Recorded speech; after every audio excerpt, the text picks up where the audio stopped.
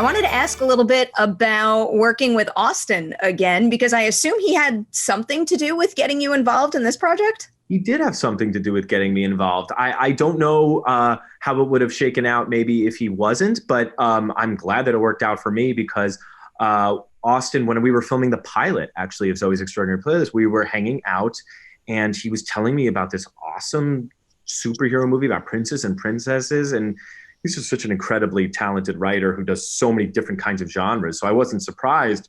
But I know that whenever Austin's involved with something, it's going to have a ton of heart as well. So, I did the typical opportunistic actor thing where I just said, like, is there a part for me? And he, of course, went, there actually is.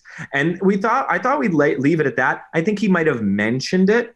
And then Disney Plus and Anna Mastro and Zan Devine and all the powers that be kind of went through their process. And then a few months later, honestly, after I had kind of forgotten about it, I got the call and then was like on a plane in 3 days to Toronto to get ready. I love hearing how it all comes together, and especially when that gives me an excuse to name drop Zoe's Extraordinary Playlist, which is getting a lot of love right now, but still not nearly as much as it deserves. I appreciate you saying that. We do not feel like we're shortchanged in any way. We just think that we are in on a very special thing that we know if we just keep doing what we've been doing, people will take note. And sometimes these shows just take a minute. But look, we're getting plenty of praise. I mean, Mandy Moore won an Emmy yesterday. We're not the little engine that could. We know that we can even reach more people, and we're confident that it will. Well, I'm doing my part to make sure that happens. Thank you. So with this ensemble here, you are kind of the old pro on a set with a whole bunch of young actors who, not all of them, but some of them, this is their first big movie. So of all of the movies you've worked on over your career, who is an actor that you worked opposite that makes you say now, I have to do this on set for them when they're first starting out? This is actually a random one, but the first person that comes to my mind is Hugh Laurie.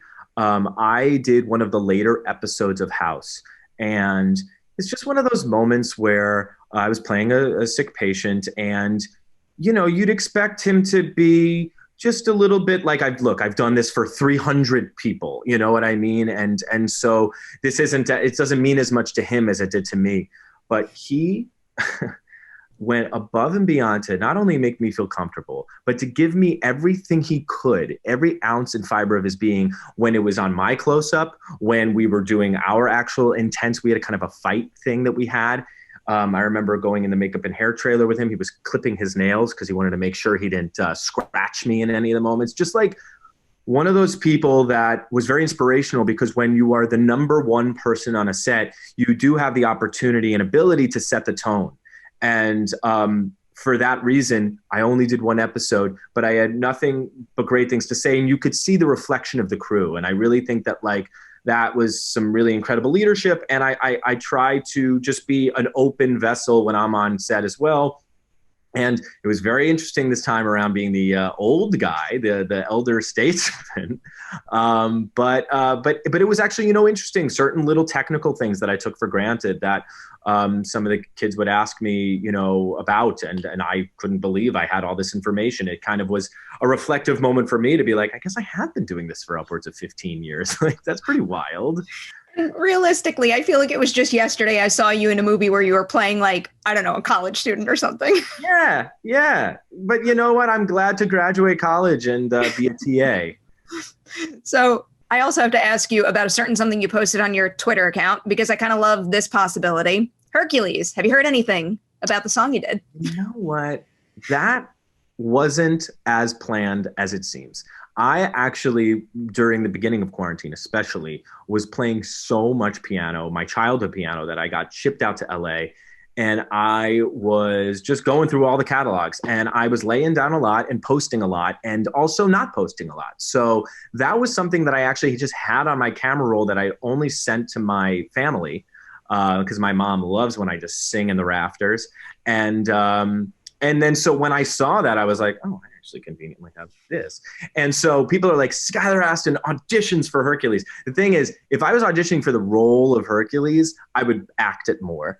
I probably wouldn't be playing my own piano, and I probably wouldn't choose the Michael Bolton key, which is literally in the sky.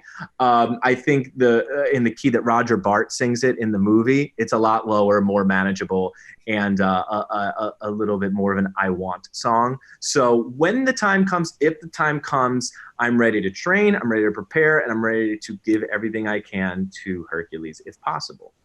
If not Hercules, I might suggest looking at Robin Hood too. I feel like I don't know, I still can't picture what exactly is going to happen with that one, but I still feel like your skill set would very well suit that role. Talk to those producers, my agents, and my mom, who will agree with you.